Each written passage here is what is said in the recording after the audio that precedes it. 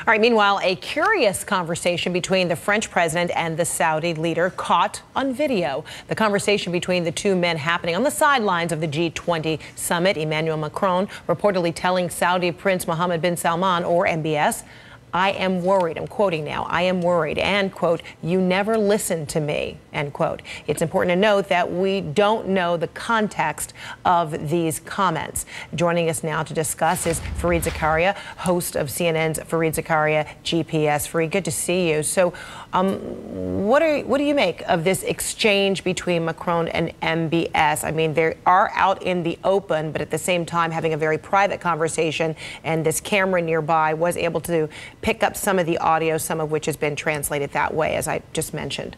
What do you think?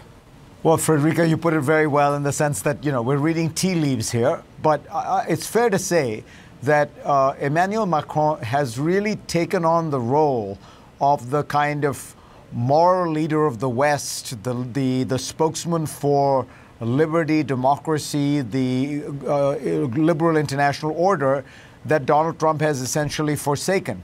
And so it wouldn't surprise one if, in fact, President Macron was there telling him that, you know, MBS needed to be more forthcoming, more transparent, perhaps, you know, scolding him in a sense, because that is something Donald Trump most resolutely will not do with any leader he likes. We saw the same pattern, and this is why it's possible that what we caught on audio is reflective. We saw the same pattern with Vladimir Putin. President Trump has, you know, famously never had an unkind word to say to Vladimir Putin, and yet Emmanuel Macron, days after he was elected president, had a joint press conference with Putin, and directly at the press conference, in full public view, reprimanded him, scolded him, asserted that Russia was doing things in Ukraine that were unacceptable, that the interference in Western democracy through cyber attacks was unacceptable.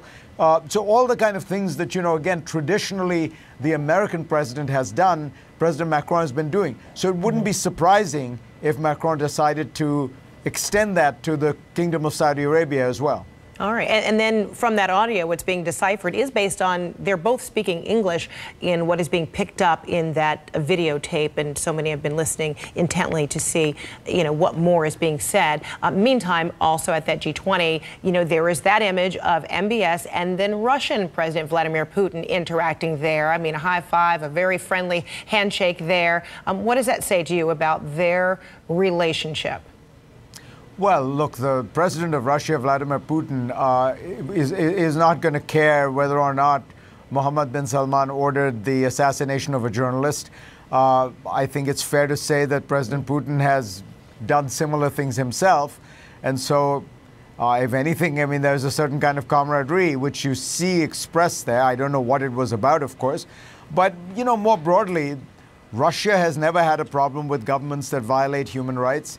China has never had a problem with governments that violate human rights. It is the United States that has been the world's leader on these kinds of matters.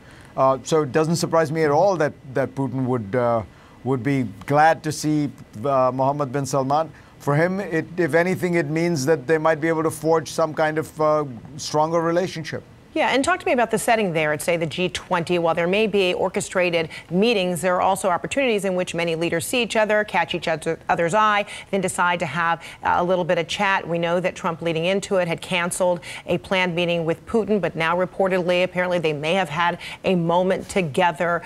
You know, what is the kind of opportunity that leaders would take in a setting like this, even if it's a sideline, you know, broach?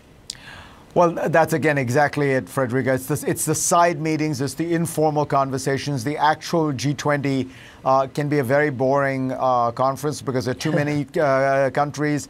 You know, it's not actually just 20. They have a whole bunch of invited countries. So you're talking about, you know, between presidents and secretaries of state and such, you're talking about 100 people in the room. People are essentially making speeches. But in the sidelines, you can have real conversations, you can have real diplomacy take place. That could be the real breakthrough moment sometimes. Absolutely. And in many cases, that's where you manage to get to. You could see that, you know, Mohammed bin Salman and Macron one-on-one, Putin and MBS one-on-one. We don't have any reports that President Trump used that forum for that purpose, but he may well have. All right, Fareed Zakaria, thank you so much. Always good to see you.